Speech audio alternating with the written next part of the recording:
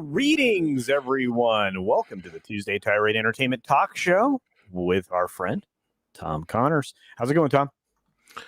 I'm doing super stupendous-lessness. All right. Well, whatever those were as far as words go, I think that's awesome. StreamYard is, of course, embarrassing itself right now. And of course it is. And yeah, this has been super frustrating week as far as all that goes because everything had been working just fine, and then all of a sudden, it's been one of those weeks. Yeah, we get the weird stuff, but lots of great things going on in the world of entertainment. Well, wait, let me change that. There are a lot of things going on entertainment. Not many of them are great, but there are a few. And of course, we've had some weird stuff happen this week, but we're going to dive into that story here in just a moment. We're going to say hi to a few folks that have rolled in here. It's good to see everybody. We got grumpy old Ninja Kentaro. Good to see you. With Brightest Day in the house, of course, Apollo Patriots here. He's very close to the magic numbers and everything. Lots of videos and content, so check out Apollo Patriot. He does it. He's to the magic number, but he needs the rest of the numbers. So very pumped up about that. And congratulations to him. Kitty Bear, Crazy Dutch Bastard. Good to see you. My fractured but Hole is here with us as well. Krusty Moko is here. Annie McCallum, hope you're doing well, my friend, from across the pond. D-Bud Martin is here. Mr. Dragon. The reaction to Alan Horn, real quickly, we already knew about this going back, about 4 months ago? Well, he announced his retirement yesterday, I think it was. Yeah, but he'd already been, that had already been lined up. So. Right. I think Tom and I reported it back when it was, Well, if we didn't report it, I know we'd been like, it's in the cards. It's going to happen sooner or later kind of thing. Yeah. He's not young at all. He's older than... He's been around forever. Yeah. And what'll happen here is that Braverman takes over everything, which is fine. Horn's just a better diplomat when it comes to dealing with He actually comes from Paramount, don't he? Yeah. Oh, yeah. I think it was Paramount or Fox. I can't remember which. He moved around a lot. He's been multiple creative leads wherever he's been. So. All I know is Bob Iger kept talking him up in his book. Yeah, and if without Alan Horn, you may not have had the way things came together really well, and a lot of really quality guest directors for some of the Marvel films. So that's all Alan. Braverman's got the same skills. He's just not quite the diplomat that Horn is. So, but they're both named Alan, so it's not like it's going to change much. CAC 44 is in the house. Good to see you. There's the ever lovely Aluvrienne Makar. I hope you're doing well. I'm glad that you're with us today. Rogue Disney is here. Of course, Trotz is here as well. Good to see you both. We've got the ever lovely Tina Bojan with us as well. Wow, we have the list of ladies is incredible. Mondo Bizarro, Ana de Armas, absolutely. In the latest Bond film, they needed more of her. They needed more of her. Let's just put it that 10 minutes was not enough. The Islington girl is here. Hey, another lovely lady. Right. We are very, very happy you're here. Enzo Surreal, is that right? Or Cairo? Do you know how to say that? No. I'm gonna say offhand. I'd probably butcher it. Yeah, Calliope intro is the best intro. Well, thank you very much. Yeah, we have to use the countdown there. Helps build audience. It also gives us a chance to prepare in the background any last moment thing and last minute farts, all that shit. Yeah, well, yeah, because apparently that's bad. I don't actually. This isn't the show to do that, but maybe on Mead we'll talk about the new issue with fart and dolphin love. Yeah, flatulence and such. Carl King playing in the background of this show. That would be cool. Nothing like good March to get people worked up. Oh, absolutely. We could work to that as long as I don't get claimed. The Mexican Iron Man. What's up, Mikey? For Mike. $5. Thank you for that, my friend. Says, is he give doing me taxes? Yeah, oh yeah, he's locked in the bunker, dude. And, you know, I feel bad because I think the last few days of Polly's visit, it was like Mike was just hunkered down working. I know what that's like. But he says, give me some good news and entertainment while I do this mountain of tax returns. Hail Culture and hail Tom. Absolutely. Hail to you, sir. Everything you do for everything you do, Mike. Thank you. The Evil Raccoon City movie, I don't know anything about it. Yay, that's that new Resident Evil deal. Richie Dupe is in the house. Mr. Dragon. Yeah. Yeah, Espanol. That's right. Lord Runner's here. We got Keely Chow. Let's see. We've got Daryl the Derelict. What's going on, my friend? Everybody's rolling in here today. Appreciate that, Soul Assassin. There you cannot go wrong with Ana de Armas, right? Come on and rock me, Ana de Armas. Rock me, Ana de Armas. Rock me. Yeah, we really do need a spin-off for that character. Actually, how about making her an actual Bond girl? Put her in the next film with a rock me, Ana de a better actor. Don't be an aggressively flatulent person. Well, I think I will be as aggressively flatulent as I want. Well, look, that's what tacos were made for. I don't know, man. There's something about it's a little rude, the Dutch oven thing, but hey, whatever. Just I have never in my life ever Dutch ovened a woman. So. No. And I don't think most men do. It's just weird. Yeah, look, this is definitely a mead conversation. I am sorry. Actually, we didn't even talk about this shit on mead, to be honest with you, until the end of the show, maybe. We'll be fine. We'll be fine. But Trot says, just seen Straight Outta Compton. I don't think that could get made today. No, it could not. Straight Outta Compton, a crazy motherfucker. No, I know. Neat. Ice Cube. Siege Perilous, great name, says, is there any good news in entertainment? Yeah, actually, to a certain extent, there is. We'll get to it. You know, even when they made Straight Outta Compton, they still gave that movie shit, to be honest with you. They didn't portray Dr. Dre's abuse towards women accurately, according to enough people. Wow. Yeah. Wow. Well, let me tell you, I have to look. I loved NWA and so many of the other groups back then. We had people who were actually. Let's forget the fact that Eazy-E killed a couple people, but whatever. You know, like that's true. But they were actually fighting a fight. I mean, that's what that was. That was confronting actual problems in society through music, right? And a level of awareness people may not have had. You know, and while there was some glorification of some of the stuff, you know what I learned from NWA? Fuck the police. Well, let me tell you, fuck. Like that sentiment's gone. Not like that sentiment's gone anywhere else. So, no, I like their music. The movie was good. Did it kind of candy coat some things? Oh yeah, I'm sure. Apparently, Lindsay would be down with Ana de Armas. There you go. Yeah. Good to see you, one man show. Yeah, we got lots of fans of music in the house. Parrothead's here. What's up, Parrothead? Good to see you again. KRS-One. What about the rest of him, though? Boogie Down Productions. Is it just his head? No.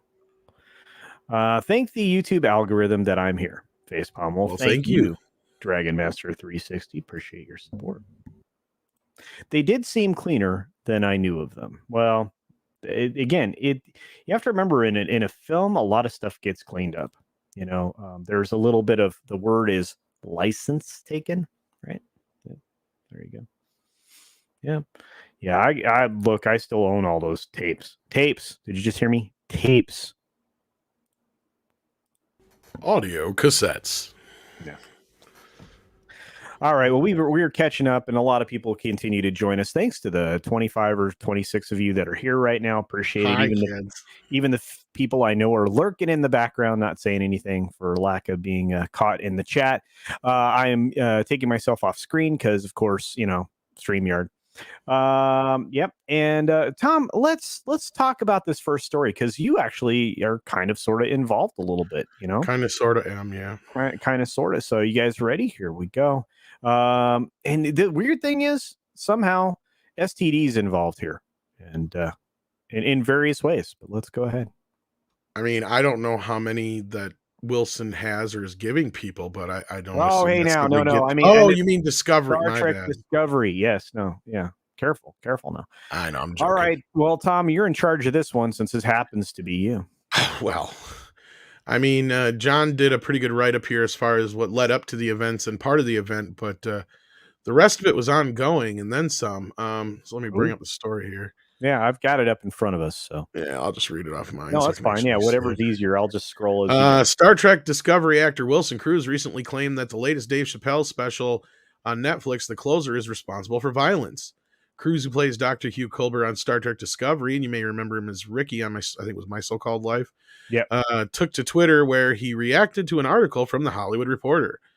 Cruz wrote, "Is this how you're celebrating National Coming Out Day on Columbus Day and Girls Day?" It's all three of those days yesterday, by the way, on Netflix. Celebrating the violence your content is responsible for and canceling your trans employees for speaking her truth and standing up for our community. And Wilson Cruz has never sounded manlier than he just did now, because that's not what Wilson Cruz sounds like. The article from the Hollywood Reporter is titled, and here's the thing is I think they changed this title before John got to it, because according to John here, it says Netflix suspends trans employee who spoke out against a Chappelle special over attending meeting without permission. I don't remember the over attending meeting without permission part originally being in the title. No, it wasn't originally, and they had to go back and fix it because they were getting just slammed. Well, and as John will get on here, like Netflix did eventually put out a statement too, I think. Yeah. In the article, the Hollywood Reporter's Alex Warpin claims a source said that the employees, including engineer Tara Field, whose Twitter thread about the special went viral, were suspended for attempting to join a quarterly meeting meant only for directors or vice presidents and not because of Field's tweets. Not included in the article is Field's lengthy Twitter thread criticizing the special and Chappelle and accusing Netflix of encouraging violence. Field began the thread writing, "I work at Netflix yesterday. We launched another Chappelle special where he attacks trans community and the very validity of transness, all while trying to pit us against other marginalized groups. You're going to hear a lot of talk about offense. We are not offended." And then she just went on and on and on and on and on and on and on and on and on. And I'm not even going to read all these because it just goes on. While Field's tweets were not included in the article, a response from a Netflix spokesman was, "It is absolutely untrue to say that we have suspended any employees for tweeting about this show," and added, "Our employees are encouraged to disagree openly and we support their right to do so." But obviously you're not supposed to just go barging into a fucking meeting. Nope. A memo from Netflix CEO Ted Sarandos, if I'm saying that right, Sarandos, is also included in the article. The memo declares that Chappelle's special does not meet the company's definition of hate. He wrote, "Several of you have also asked where we draw the line on hate. We don't allow titles on Netflix that are designed to incite hate or violence, and we don't believe The Closer crosses that line." It's probably a good thing he said this, because otherwise he'd be held very hypocritical standards over cuties.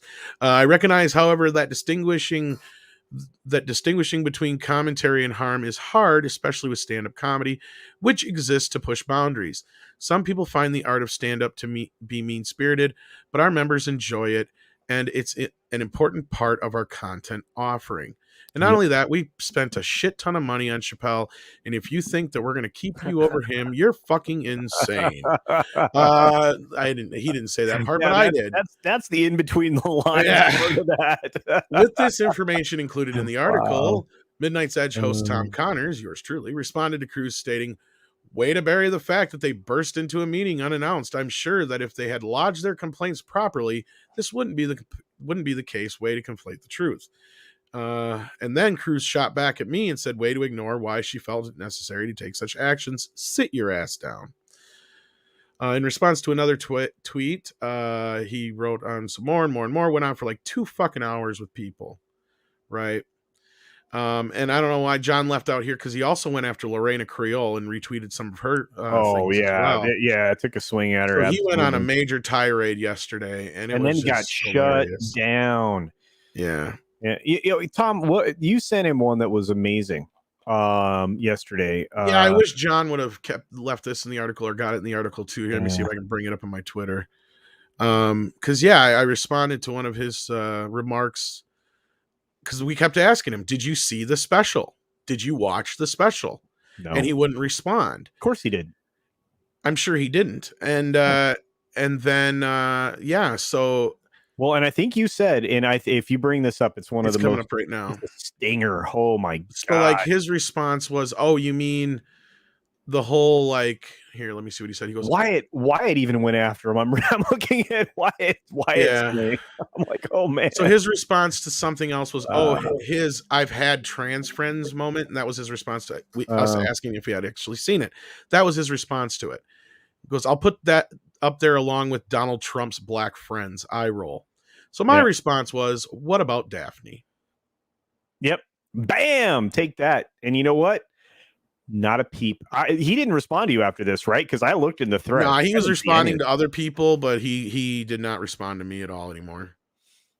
Yeah, guy's an idiot. And here's the thing: I didn't really engage anymore. Everybody at this point now knows somebody that's involved in several parts of this particular community. I'm going to use their word because that's their word. Guess what? I have relationships with everybody. Tom, that was brilliant, dude. Thank you. You did a great job yesterday. And Mexican Iron Man comes up with $5 and says, "If this weirdo Cruz is so supportive of diversity, then why did he block Mexican Iron Man yesterday?" Woo, so sad. Wah, not. The rabbit chicken taco lives matter. He did block a lot of people. He didn't block me, and I don't know if he blocked Lorena yet. But you know what's funny though is he didn't get quite ratioed, but his original tweet still barely has 200 likes, and my tweet response to his, considering I have less than 4,000 followers on my Twitter, right? He's got over 92,000.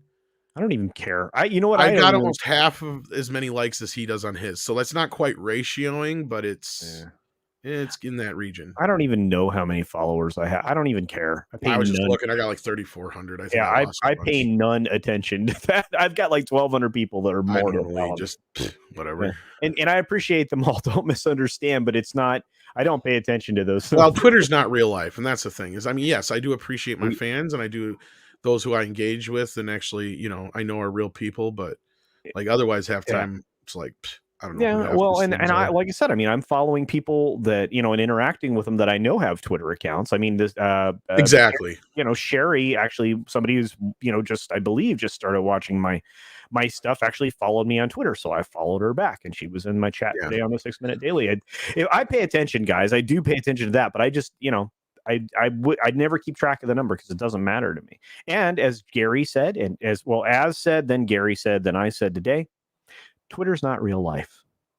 I think that's something we need to keep saying to everybody, because one of the ways that we can be divided from each other is with this bologna sausage, and there's no point in it. Mr. Dragon says he's upset that you didn't offer him a rabid chicken taco. That's probably true. Janet from another planet, good to see you.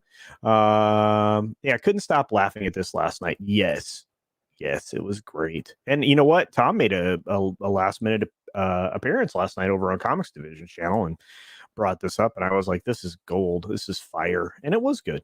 It was good. And thank you, Tom, for, defending, the simple fact that this guy didn't watch it. Doesn't even know what he's talking about. Oh, well, and that's the thing. Wilson is one of those guys who's really kind of.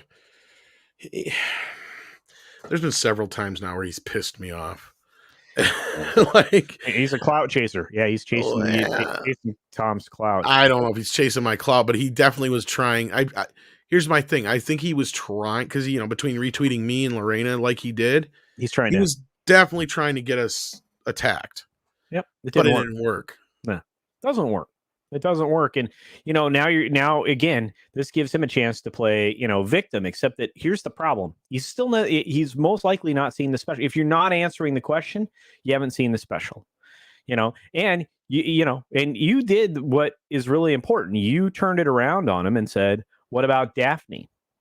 What about Daphne? Somebody who was attacked by the community at large for defending her friend." Messed up. And you know what? Chappelle's sisters, the Daphne's sisters came to the defense of Chappelle. Pretty interesting, I think, anyway.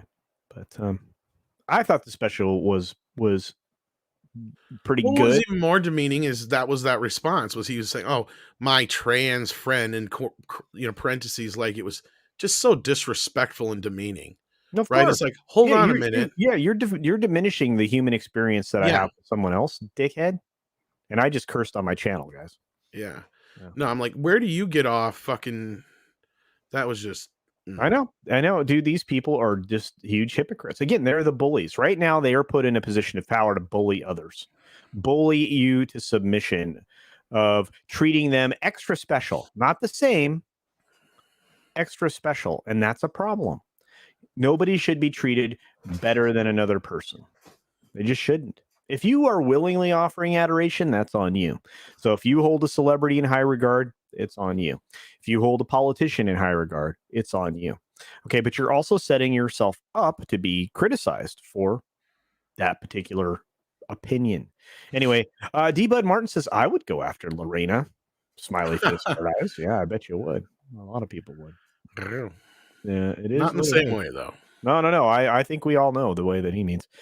Yeah, all these people with the keyboard warriors that they become a keyboard warrior and then they block because they can't take the comeback. Yeah. You're waiting for my follow back on Twitter? I don't have a follow back on you. Yeah, you want to be my holla back girl?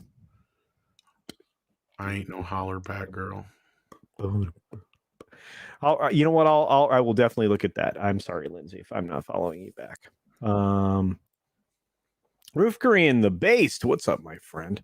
He says for $5. Thank you, bud. Wow, Netflix finally figured out the only way to deal with these petulant, evil children who think their activism is a crusade. Sic semper tyrannis. Absolutely. Mm-hmm. Yeah. Well, to Twitter, yes, remind them often. Absolutely. Carries is here. What's up, Carries? Good to see you. This person burst into a meeting and starts screaming about rabbit chickens. Of course, he's going to get suspended. Yep. Stop rabbit chicken hate. Absolutely. Greetings, Cavatanio Che. Good to see you, my friend. Wilson Cruz has no relevancy. Yeah, I mean, I asked that question last night. You remember? Who is this guy? I didn't even know. Wasn't memorable enough for me to remember. I was like, who is this? What? Yeah, the sock puppets were too busy badging some other slider or harassing some innocent person. Very true. What about Daphne? And at that moment, can you do the voice of Morgan Freeman? Yeah, Morgan Freeman. Thank you. And in that moment, Wilson Cruz realized he had fucked up. That's right. Absolutely. Well said. Whew, you guys are hot. Yeah, speaking of hotties generally get treated better. Yes, Kai, they do. Are you saying you have the hots for Wilson Cruz? Just curious. And I'm joking. He was talking about Lorena. So holla. Follow back, girl. There you go. I love it. We're having fun now. I don't think Lorena is someone to mess with. No. Get to know Lorena personally, and you're like, Don't cross this lady. You in trouble if you do. It's bad news, man. Oh, she's so great. You guys should be following her. You should check out our Florida show on Sundays. That's a hoot and a half. Yeah. And Tom was on there. Tom was on last Sunday's show. We had so much fun talking about Creature from the Black Lagoon. Yes, we did. And being shot around there. We're in the future, we're gonna talk about more films shot in Florida, including Jaws 3, right? Jaws 3. Yes. That's coming up in the future. Tom will be joining us for that. And there's so much more. Yeah, yeah, we have lots of people supporting the Rabbit Chicken International on behalf of Mexican Iron Man there. I am starving. It is Taco Tuesday. I was teasing you, Kai. You know I was. Tico Tuesday. Well, I guess some people put Pico de Gallo on their It's a taco. Tico, like Rose Tico. Oh, yeah. I can't show that. Never image forget on my the channel. Tico. Yeah, I can't show that image that I normally would. The new Tico screwdriver.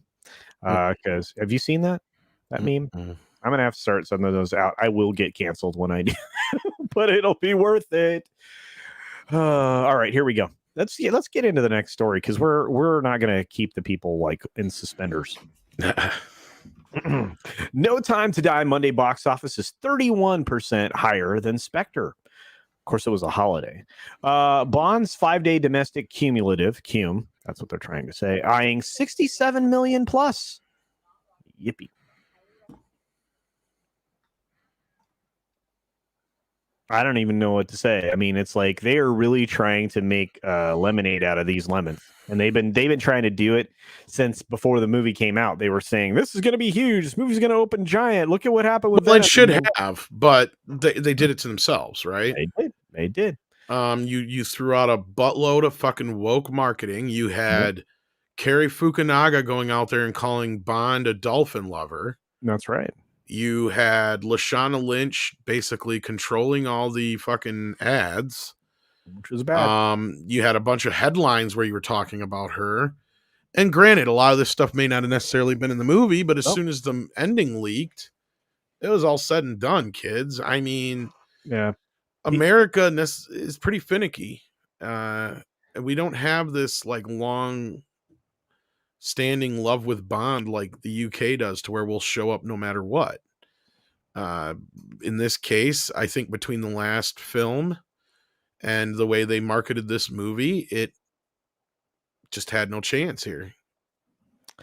They're making a Jaws stage play read by Actually, nature? what that is, Read by Nature, is a making of the making of Jaws. It's like a play about the making of. Yeah, and actually Robert Shaw's son is in it, I guess. Really? Playing him, yeah. Oh, that's gonna. I need to see that. That sounds really kind of cool. Yeah, she does have a concealed carry license, so yeah, or a concealed carry. Yeah, I mean, I've been saying for years, like, a movie about the making of Jaws would be so fucking entertaining, because there's actually a short film that kind of is about that, and it's hilarious. It's called The Shark Is Not Working, I think. Yeah, which is how they, you know what? It was the best thing to ever happen to that production. Believe it or not, having Bruce not work was awesome. Yeah. And I believe that's the name of the play as well. That's awesome. Well, let's dive into this. So on Columbus Day, and I'm going to say that because guess what? New York City had the Columbus Day parade yesterday, guys. Just so you know, New York City. It came in higher than the 5 or 6 million expectation at, it's so much higher, 6.94 million. Thanks to Columbus Day holiday. That figure best Daniel Craig Bond First Mondays. Well, it's a holiday of 5.3 million. None of these other films had a holiday.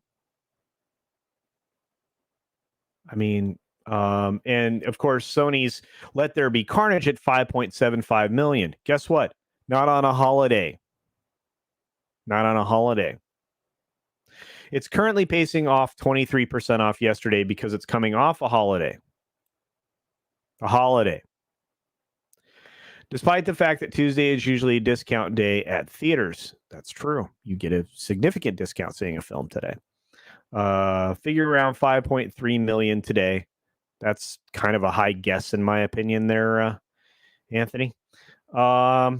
Even during pre-global crisis times, older audience are notoriously slow to come out, but No Time to Die is literally breaking through and spurring this reluctant crowd. If it wasn't for this reluctant crowd, this film would have bombed outright this first weekend. So No Time to Die is expected to ease. This is where we get into the pudding.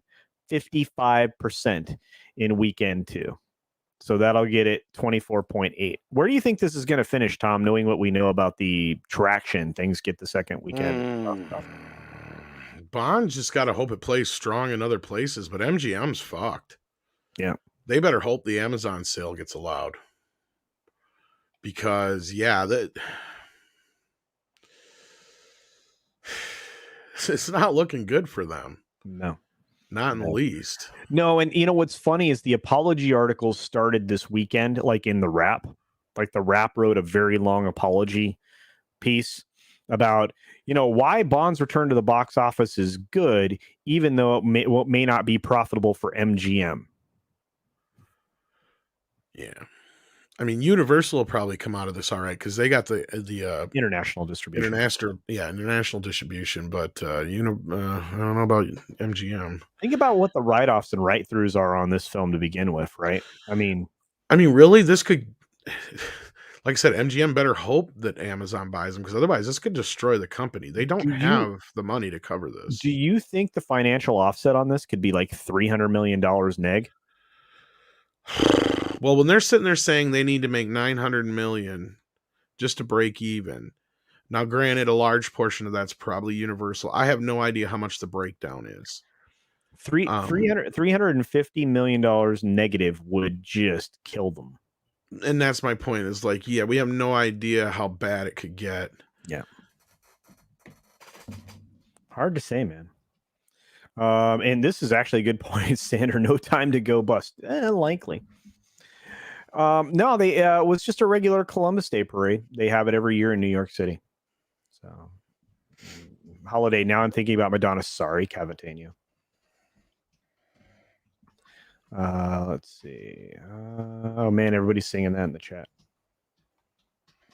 And this is the truth. Soul Assassin is speaking truth here, Tom. I think you'll agree. Everybody who wanted to see Bond most likely already did by now. Yep. And for those of us who already knew the ending, and things were confirmed based on the script and the script leaks and the excerpts that I had. Yeah, this was not a film I was going to be super excited to see. I will see it. I'm going to see it. I was trying to see it yesterday, but just ran out of time. I mean, I'm surprised, but the only answer I can come up with is clearly the word of mouth killed it. Between that and the marketing, like, because people were out and about. Venom did very well last weekend, and this didn't even touch. Or the weekend before, and this didn't even touch Venom as far as what they did on their first weekend. So this is not the box office's fault. This isn't people not going to the theaters. This is people not wanting to see this fucking movie. Right. Yeah. On a holiday weekend, right? So you look at the overall box office, it's not even close to Venom. And if it has the same kind of fall off, and Venom's getting its international release here late. Yeah, Venom actually still has a chance to make more money. Yeah. And it's almost in the black by now. Yeah, and if you guys had a chance to watch Odin's breakdown of the numbers, I mean, he's fallen in that category. He's good, but like again, I think he forgets the rule of 3. He always goes by 2, which I love Odin to death, and I'm his tag team member on Friday Night Tights. Mm-hmm. But him and I go round and round about this because I don't think he stops to realize and think about how much money is spent on the advertising of these movies. Well, okay. So this time around, they offset it. This is one of the most aggressive ad campaigns they've had for a while for Bond, with that cross promo campaign of $150 million. So you have to consider they're writing off some of that, but nobody that they're marketing to, those are all high end brands. Nobody that they're marketing to is like going to be convinced to go see Bond based on that. And there are a lot of people right now that are really irritated with the elites. So I don't know that marketing campaign was even going to help. So it might have been $150 million wasted in cross promotion. Hard to say. Well, and it's got some stiff competition coming up here. Right. I mean, you got Halloween coming this week, Dune coming the week after that. I mean, pretty much the box office for Venom, Shang-Chi, and No Time to Die is almost done. Like they really screwed themselves by packing these movies in here. And I'm sure that Sony would have loved to have moved Venom up even 2 more weeks, but Disney wouldn't let them. Right. I'm sure the 50-50 deal got in the way of that. Right. So I don't know. Well, and I mean, it's possible based on a lot of the stuff that's out there that you can actually stream this at some point, and in various countries. I mean, it's being advertised places. I think Australia can stream it. It's really weird. Well, if that's the case, then it's got to be online. Well, it's got, and yeah, that's the other thing. And there's two. Okay, so you have 200 and this production was $250 million at the end of the day. That's how much they spent on the film. Now, I'm not sure if that includes the recent reshoots. I don't think it does. And I don't think that includes all of the, well, I know it doesn't, all of the marketing campaigns. Because remember, this film's been marketed 3 times. Not once, not twice, 3 times. Black Widow suffered from a similar problem. Okay. But at least Disney marched Black Widow out earlier on during the summer session to do a little bit better. I don't know. This film, I think Halloween Kills is going to steal about $6 to $8 million of its thunder. This Do you think that's weekend. all? No, well, no, of the people that might be making a choice between the 2 films. That's what I'm trying to say. I just hope people don't underestimate Halloween again. I mean, sure, it might have some fall off from the last one because there is people like me who didn't like it, right? But that might be they might recover that from the video. So like anybody who didn't go see it maybe liked it on the other end. So like I'm assuming Halloween Kills is going to do well. I think it's going to do about 38 to 42. It might even do better than that. The only thing that's going to hurt it, and we got a video coming out about this, is the fact that it's going to be on Peacock at the same goddamn time. Because then you and I both know that's not a good thing for this. And this is all Jason Blum's choice. That's what's fucking dumb about this whole thing. Blumhouse? Jason Blum? Oh my God. Yeah, he did this because he felt Freaky got screwed over at the beginning of the pandemic. But it's like, dude, you have probably one of the most anticipated horror movies of the season, and you're going to kill its potential by putting it on both Peacock and in theaters at the same time. I still think it's going to do 40 million, even with that. It might just because of that, but it's going to fall in the projection or the tracking. My point is, without that, it would have been more in the 60 range. Is my point. Probably, because the original one opened up big, and then it ended up with almost 260 million altogether. Yeah. Well, and I believe you're right. I just, at the same time, I also think that it's going to steal about $8 million of box office from Bond. I think it'll do more, is my point. Right. No, I think Bond drops to about 20 in the 20s. No, well, yeah. I mean, according to the article we were looking at, it's like 24.8 million is their projection. I think it's going to fall below that. I think it's going to be just at 20 or below that. I think it could be 18 million next weekend. I think it could have a 65% fall off, to be honest. Well, here's the thing. You could be right because it had a better preview than Venom, but in the end of the weekend, it couldn't even touch Venom. It couldn't touch it. Yeah. And so that tells me that fall off is all word of mouth. Odin said that today in the video I watched today about the fall off from the preview. And he's 100% right. I mean, that's exactly, if I were going to analyze it, I'd have done the same thing and said, you know what? Venom has a better chance, especially since both of these films are going to go to China, and you're going to see Venom outperform Bond in China, because right now mostly just a trophy for them. They don't see shit out of China. Well, right, exactly. But it's 25% of the box office. But if you're lucky, I was told in most cases they're lucky to get 10 cents on the dollar. Jeez, oh Pete. Hey, what's up? Yeah, I don't know. There's the tremendous force the media is making this movie appear to be a success is astonishing. Andre, well said. You're 100% right. They are doing their level best to hold this up. And Trotz is saying the magic word, Dune. I think Dune's going to be a monster. I do. But for fun, I wanted to look at some comparisons, and this is one of the reasons that, I like to have Tom here. Let's look at these numbers. I went ahead and grabbed a comparison between No Time to Die, Venom Let There Be Carnage, Spectre, and Venom. And look at where we're tracking. Venom, the original film, outperformed Spectre in the theaters.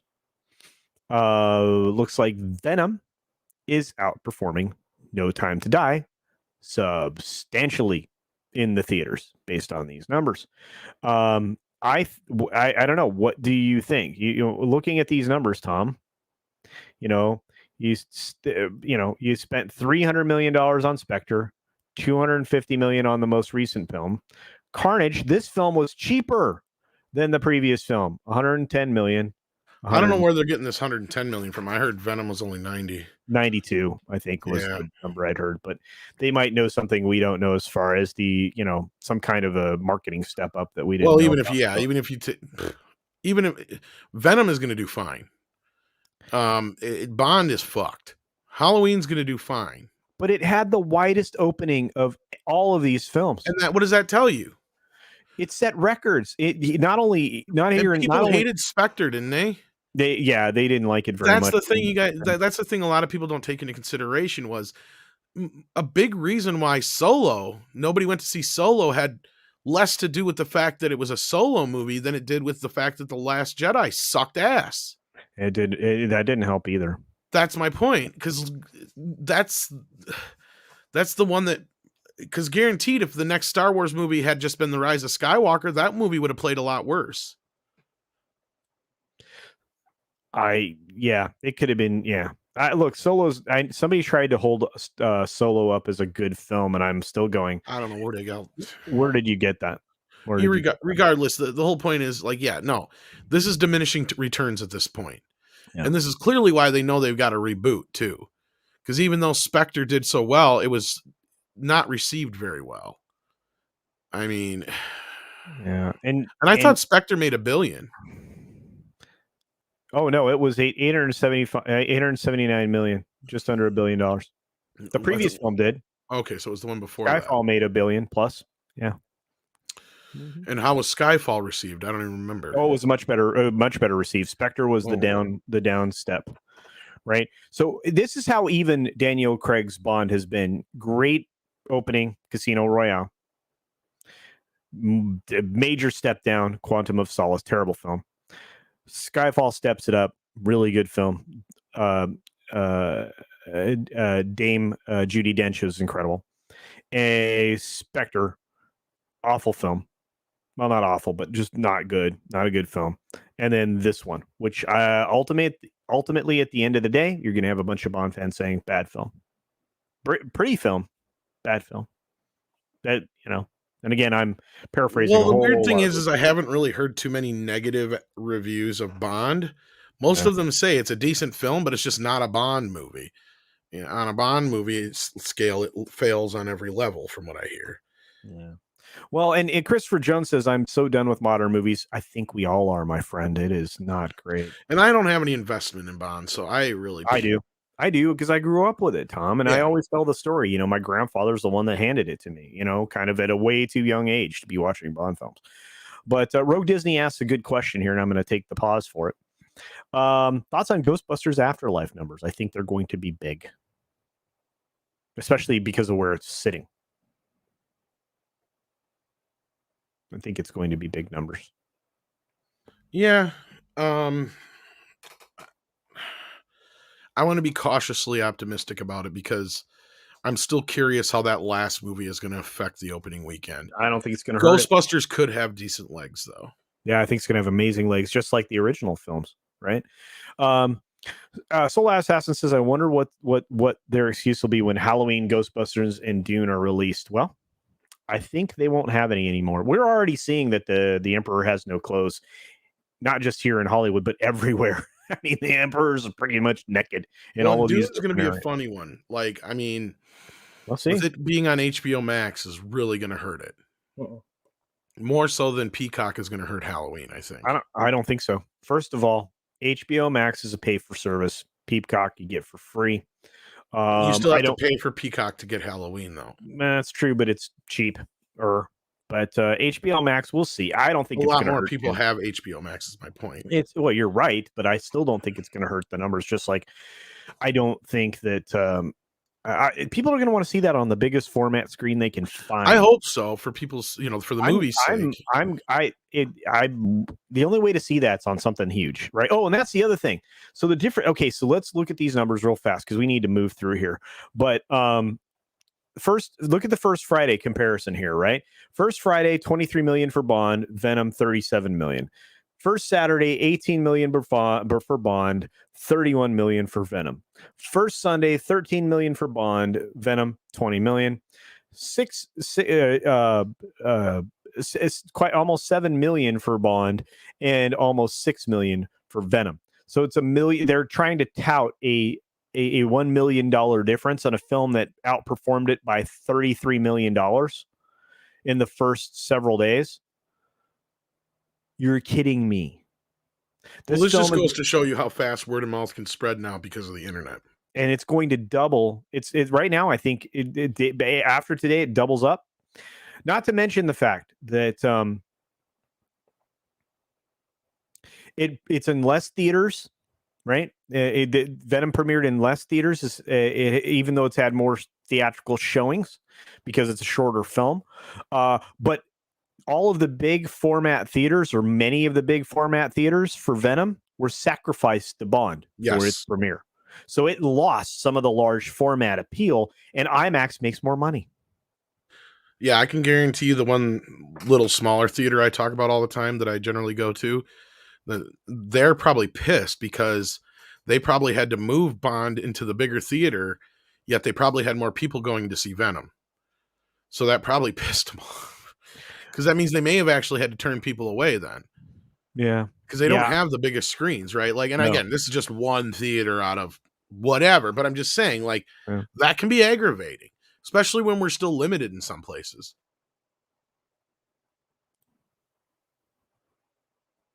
Yeah, I believe if Venom were allowed to remain on a more large format, I think Bond would have made even less money. So I'm just saying. So, hey, Protege Music, good to see you. Way more interesting to watch than Daniel Craig in Address. Just in case you forgot, I agree with that, my friend. Oh my goodness. Grace complained that the comic book was publishing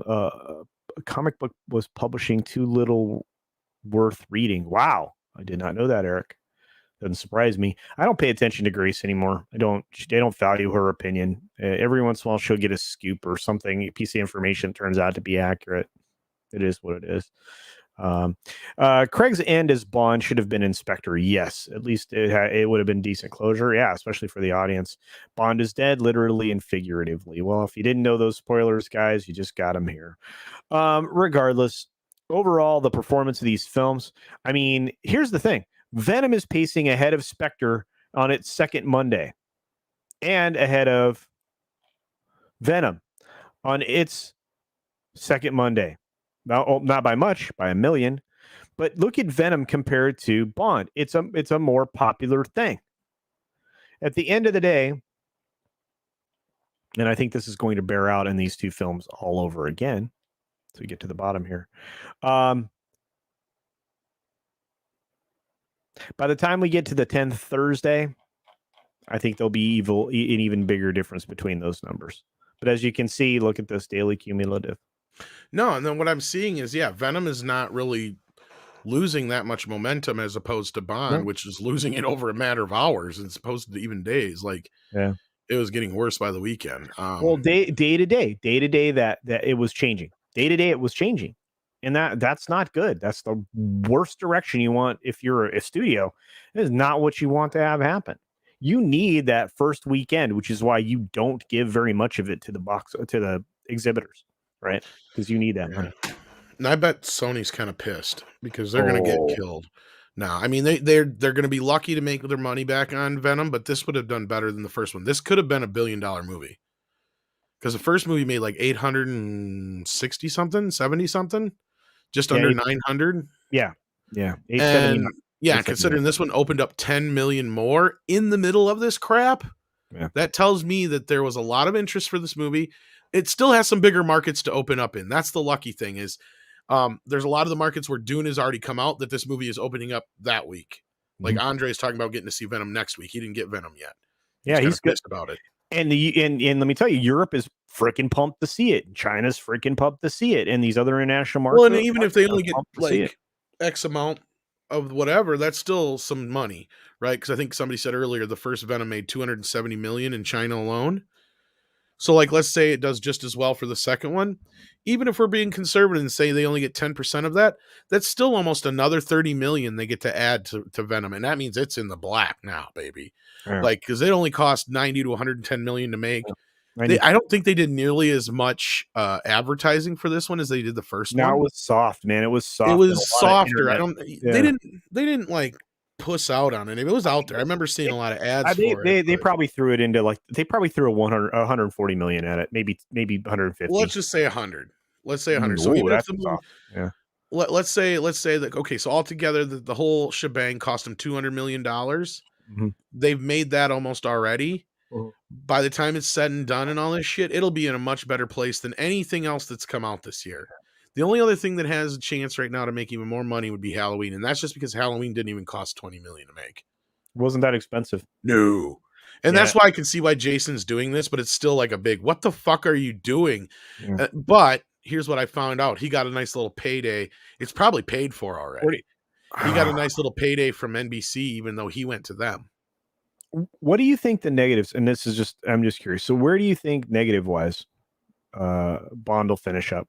Well, you were saying like in that 300 million range, you're probably about right. Like, because let's just say this movie is lucky enough to somehow manage to pull together 500 to 600 million if they get lucky with China.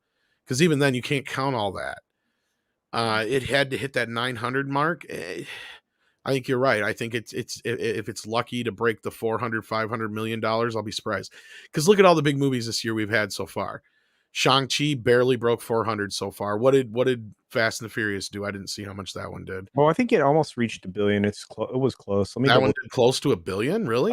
It did really well. Let me double check. Don't quote me on that. I was gonna say I don't know if it did that much, but and then F9. I know like Kong did like 5 to 6 almost, and Mortal Kombat settled somewhere around, I think, what was it, 250, 300 million. Yeah. So and that was very profitable for Warner Brothers. See, that's the other thing, guys. Like Mortal Kombat made Warner a lot of money. Even with it being a loss leader. According to Andre, it made 700. So that's not Okay. bad. Thank you, Andre. Thank you. That's not bad at all. So Did it finish its run? I don't even know. it's done now. It's on video. Shit. That's a toughie to beat, though. Because that's the biggest movie of the year so far, ain't it then? 716 million. Yeah. It's gotta be. Yeah. Spider-Man's gonna beat that. Probably, but not by much. But most of its money will be in 2022, so it'll be an asterisk next to it. Yeah. Boy, I don't know if anything else has the see that Fast 9 shit. That's some big shit. That's like Star Wars level shit now. Well, but again, it had a massive release in China. So I mean, I didn't know it did that well. It did pretty well over there. So now, if they would have waited a month or two to release that, do you think that could have made $1 billion? It might have, but then okay. Okay, here's what I'm going to say. Then I see Venom settling somewhere around 6. Bond's going to be lucky to break 5, maybe 6 with China. Venom might surprise us and settle somewhere in the high 6 range. If it keeps going the way it's going, making $20 million a weekend from here on out, till Spider-Man comes out or Eternals comes out or something, yeah, Venom could pull it off. If it has the legs that I mean, it has legs so far. I mean, it didn't. Well, the other upside is, like you said, it's short. So you know what? For every screening of Bond, they get 2 screenings of Venom. Nearly, yeah. No, because Bond is literally almost twice the length. Yeah. Of Venom. Yeah, Venom could pull it off. But no, Ghostbusters, boy, I don't know, maybe 500, 600, 700 million. If it's good and the word of mouth carries it. Dune is going to be the wild card. Because I think that HBO Max is going to hurt that a lot more than we think it's going to. I think Halloween's going to make about 200 million. It's not going to make as much as the last one, but it's going to do very well. Yeah, what else is left? Eternals is going to tank. Yeah. Eternals will be lucky to make 200 or 300 million. because they don't have a gold open to go with that, I don't think.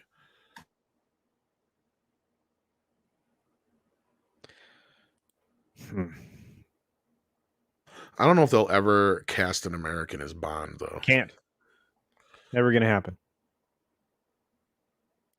Yeah, I miss Connery and Dalton. I miss them both. Yeah, it's very popular internationally. Yeah, they like it. Big, brash, and wild.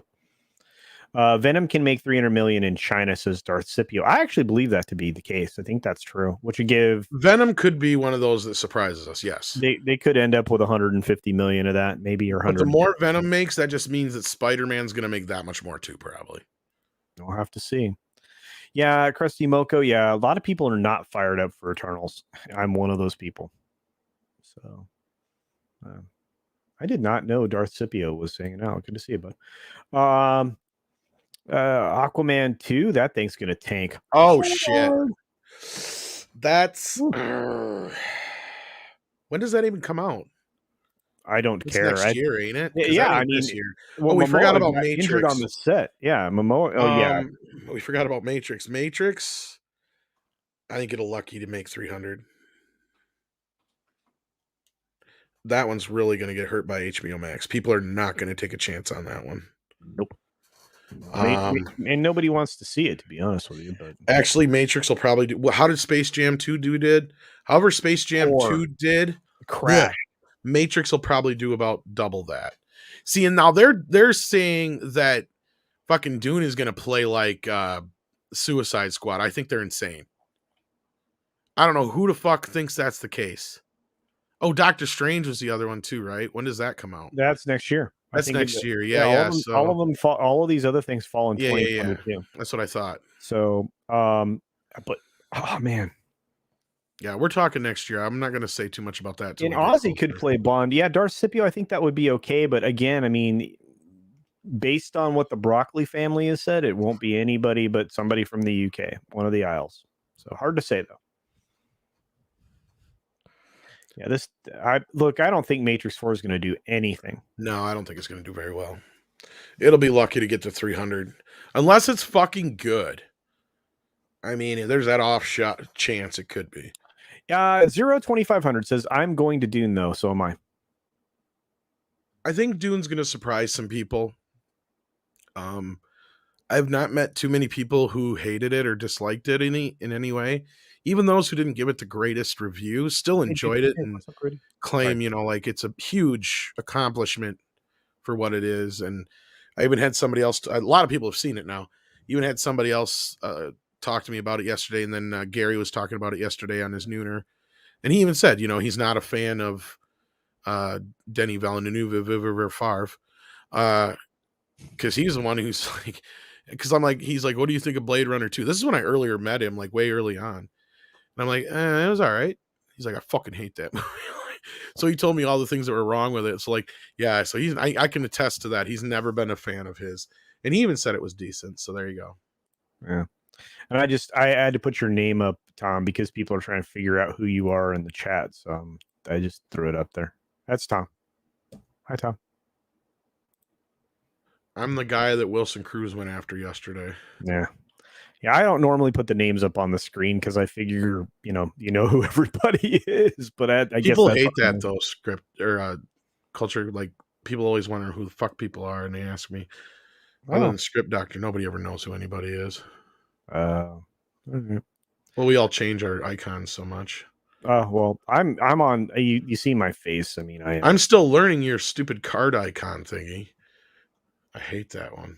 What's happening? The one you got now with the cards on your Twitter. I hate that one. I'm sorry. You want me to change it? You can do whatever you want. Oh, all right. I can change it. I got 1 million of them, bro. 1 million of them. I got cool stuff. I get cool people. They send me cool stuff. So Cillian Murphy for Bond. He's too much of a wimp. Idris Elba for 008. That'd be cool. Eternal Vigilance says something interesting. I worry Spider-Man, Eternals, and Doctor Strange will go too woke. I know there will be some wokeness, but how far is the question? Well, Eternals is full of it. if in a lot of ways. So much so it'll never get a China release. On top of the Zoe, what's her name?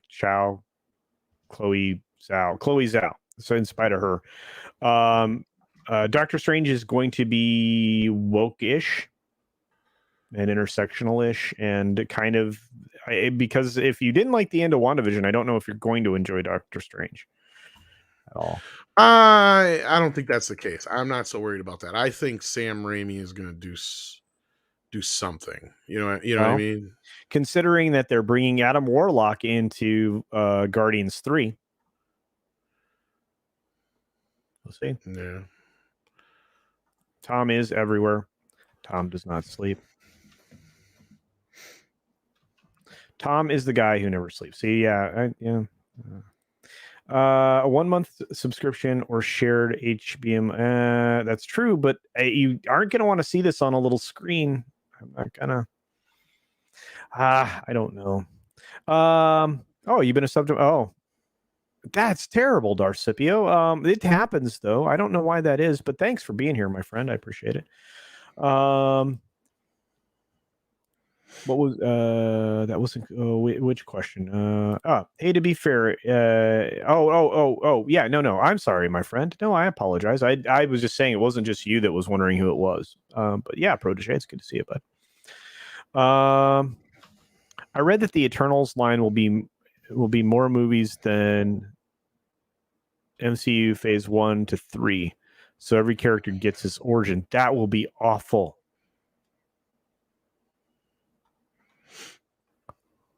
Awful. Whoever planned that was not thinking well. No, I don't know. This is a good question, Tom. E. Clay Thomas says, do you put any credence in the new indie rumors, given the Bond rumors were overblown? They weren't overblown. There were reshoots.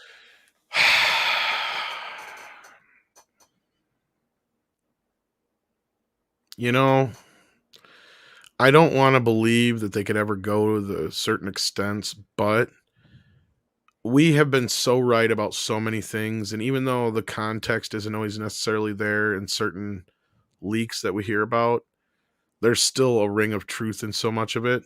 Yep.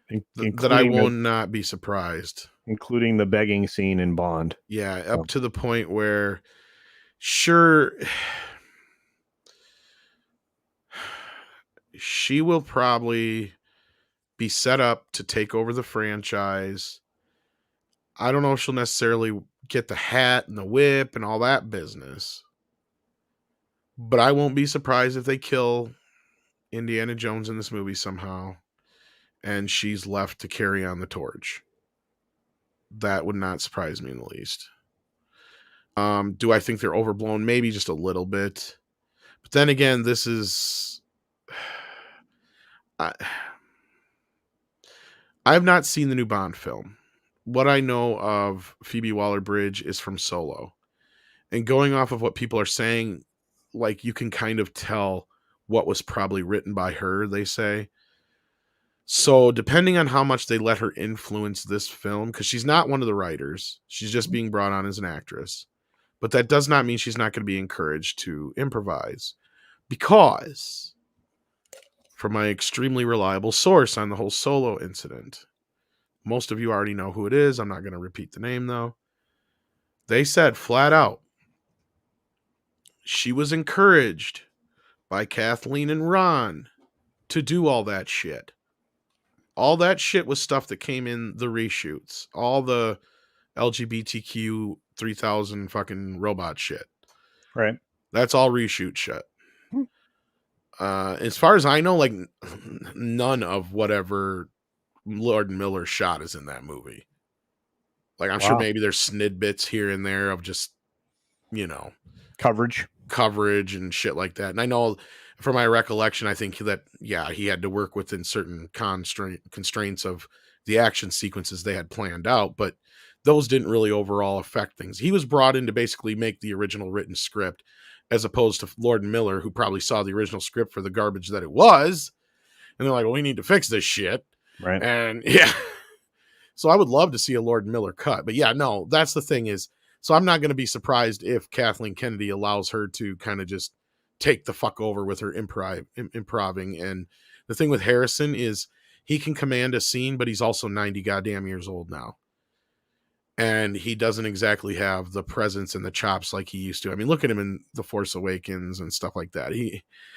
He's phoning it in everything he does anymore. And look at the CGI dog film that he did. That too. You know? I mean, and wasn't that like a passion project of his? I don't know. That's about as much passion as you can muster out of Harrison Ford right there. This is a good question, Bugs Meanie. Is the role of Bond beyond Jason Statham? I don't know. He's actually this kind of interesting because he was a military person. I was going to say, considering they just went with the Craig version, that almost seems like a logical step in a way, but I think Statham's a bit too old to be taking on something like that at this point. I mean, you got to get somebody who's going to be able to do this for the next 5-10 years. Yeah, you need somebody who is going to be physically capable of doing it for a decade or more, 12. And honestly, I think people are probably tired of the old man Bond. They probably want to go back to a young man Bond. Yeah, I don't think that's a horrible idea. Hey, Ed Brewer, good to see you. Yeah, nice to see you.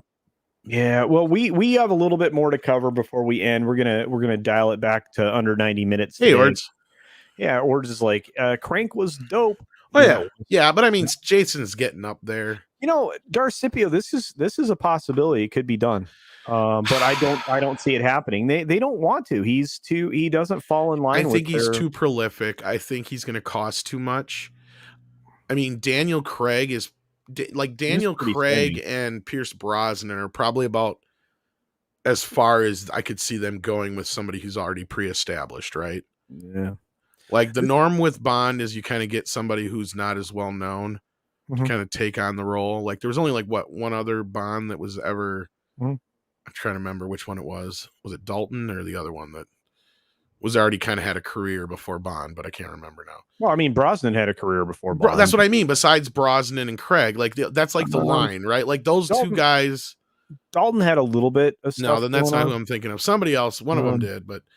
Yeah, because I know like that was the beginning of Connery's career and all that kind of shit, and like that's like the only thing Lazenby really did. Roger Moore had already been the Saint.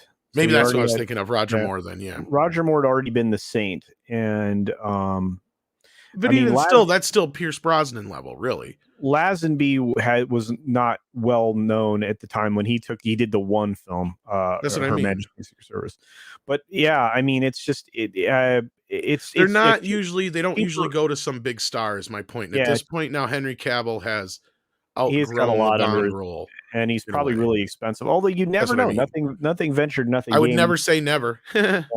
Never say never again, Tom. James Hurley says, Tom, did you see The Many Saints of Newark? Nope. The Sopranos prequel? Not yet. Okay. I haven't ever actually seen The Sopranos, full disclosure. I know of it, and I've seen bits and pieces of it, but...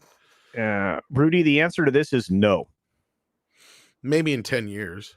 Yeah, he's going to have to lift like weights for 10 years.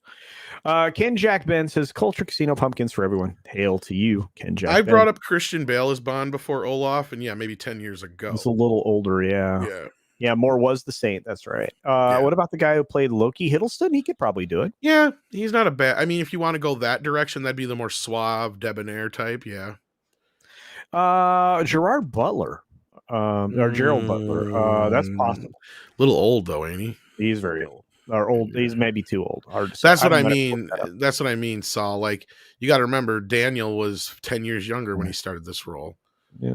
I mean, he's been doing it for almost 10 years now. Oh, I did not know. EVS watched Many Saints for all of us. That doesn't sound good. That doesn't sound good. I imagine that's. I know he was excited for it, but I never heard what he thought of it, so that doesn't sound like he liked it. We'll choose a rookie who would accept. Okay, so here's the problem, D. Bud Martin. While I think Taron Egerton would be a great choice, he's already playing a spy character in Eggsy. You know what? Sander Hammerslag's probably right on the money.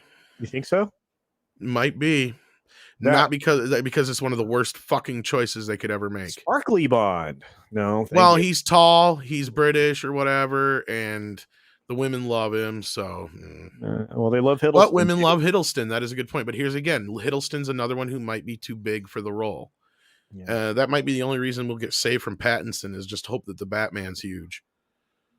James Hurley says EVS liked it. Well, that's good to know, James. That's considering that that's something EVS was into. I would not put it above them though to consider Pattinson because he's young enough. Yeah. And it all kind of depends on how Batman goes, I think. Yeah, a lot of people not excited about sparkly Batman. No, I know you're not, and that's what I'm saying. You guys got to remember, think the worst fucking possibility. Jodie Whittaker would be the worst possibility for Bond. I don't think they'll ever do a female Bond.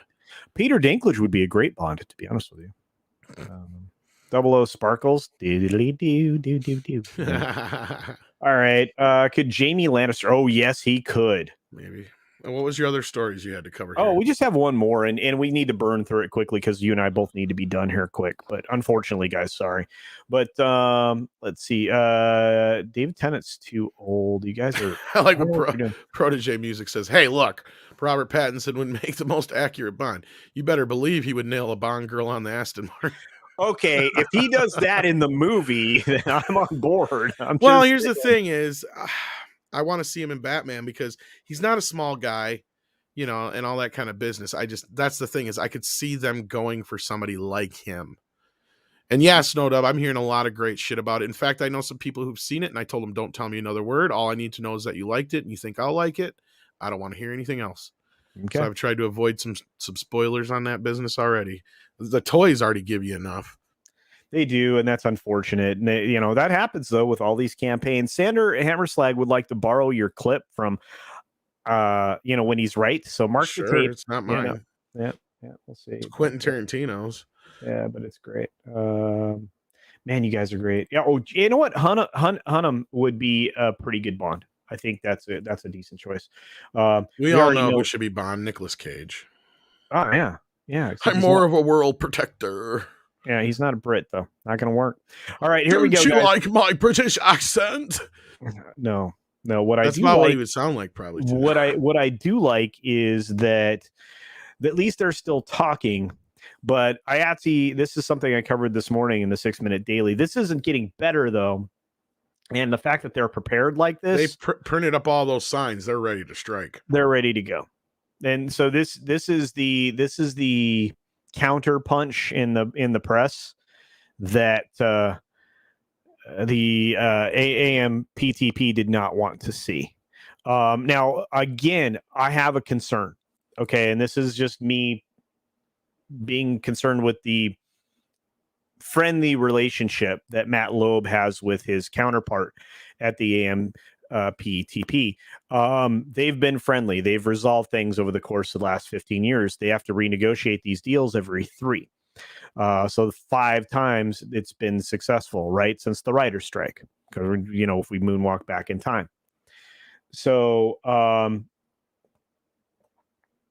is it possible that this negotiation strategy for both of these parties is just to get a couple more of these big productions wrapped up before they go on strike, so it doesn't impact something that's big from finishing? That's the thing that I'm concerned with, because at this point you've already done a week. You've tried to do this for the last year. Nothing came of it. I think they're probably going to strike. What do you think, Tom? Oh, I think it's imminent. Especially when you got fancy signs like this printed up. You ain't wasting that kind of money. No. No, I'm not trying to be facetious. No. I think it's this is something that's been a long time coming. As others we've talked to about this, like Cameron and Script have pointed out, this is not something that happens often, especially with this group.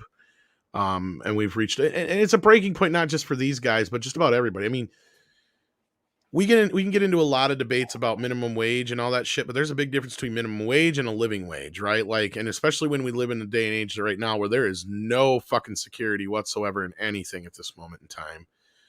I can understand why these guys are out to get the best deal they can, and they're willing to go to the extreme to get it, and that, in this case, being a strike. And as you and I both know from what we've talked to Cameron and Script about, if they do strike, this is going to be one of the more crippling strikes to the industry. It's going to ruin it. We've seen writer strikes go down. We've seen plausible, like, I don't think we've ever gotten an actor strike, but we've came close before. But like, real close. If this happens, though, this is going to shut everything down. Except for the outside negotiated deals. There have been a few of those, and they've recently been announced. That's independent. So this might be the point where independent movies make their fucking entry. But yeah. HBO within HBO channel, HBO will still be able to do stuff because they have a separate deal outside of this.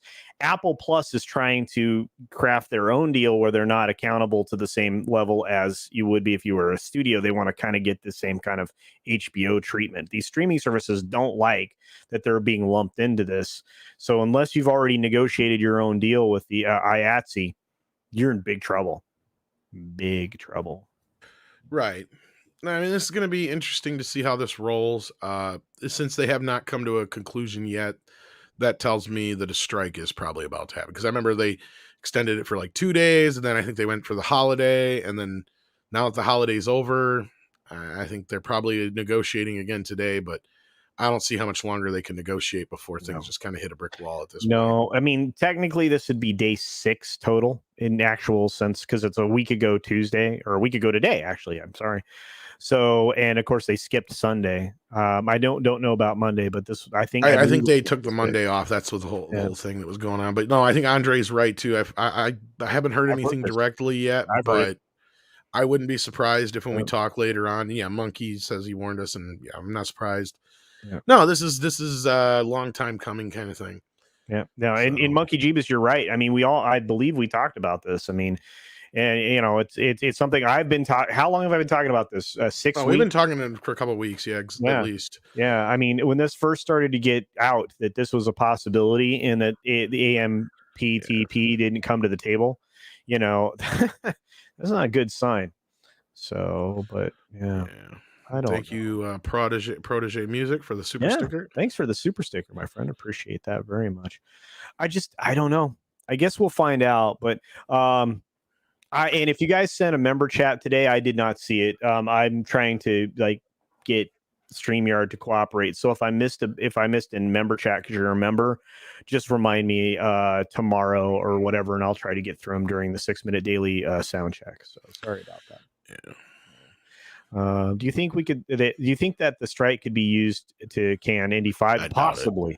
I doubt. I know Cameron thinks that there's this possibility the movie's never going to see the light of day, but I saw some more pictures yesterday.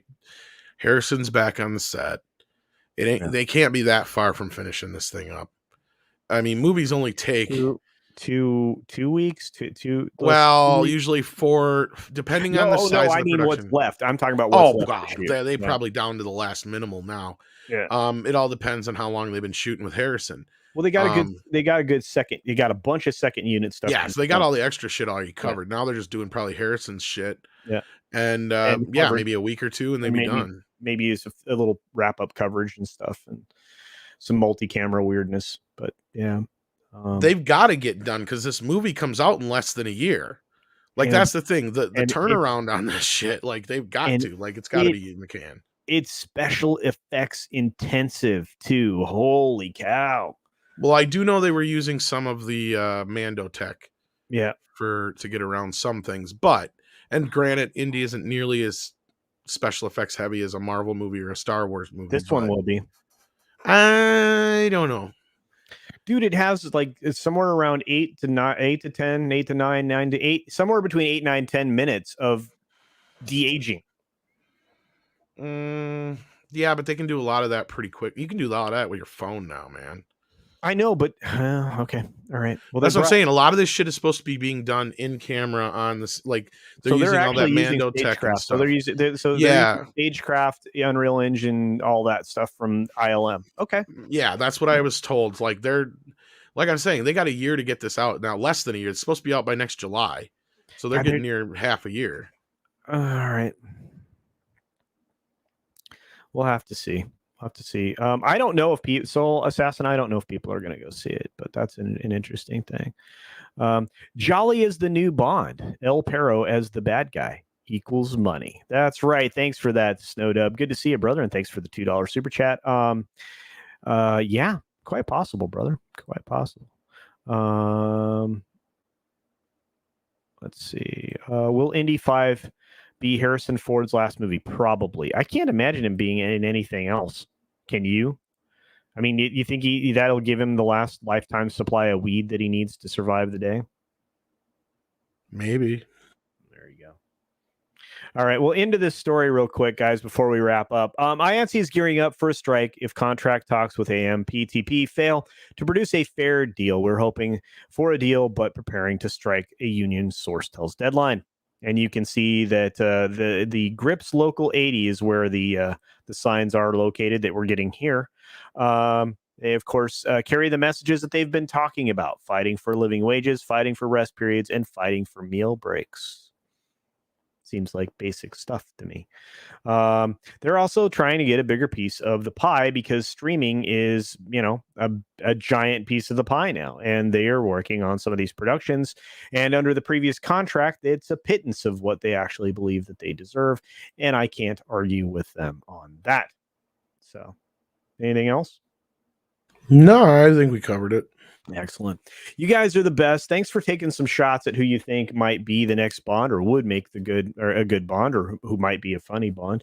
I appreciate those very much. I'm very interested in what the numbers are going to be from Halloween Kills on its preview night. And I think that'll be the next time we talk about this, will be what the projections are for Halloween Kills, because I think that's going to be what we'll kind of be able to know, or we'll foreshadow. Well, by then we should actually know what the weekend is, because it comes out this week. So right, that's what I'm saying, is we'll be able to foreshadow what we think Bond will be. I think, well, I was talking about just on Midnight's Edge in the morning, or in the afternoon or something. I think that will be something that will be foreshadowed for us by those numbers. So I'm thinking it'll be pretty good, but we're going to wrap it up. I agree with everybody in the chat that, Tom should get some sleep. I would love to play James Bond, but I am also too old. I was also not British. And thank you for that, Andre Enrico. And Fearter says later. Thank you for that, my friend. And I don't know.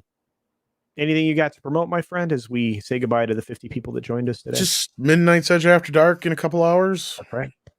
Yeah. Hopefully I can shake myself free in order to participate if there is a spot open for me. I got to figure out what we're talking about besides Scream trailer. Yeah. Hey. And my business.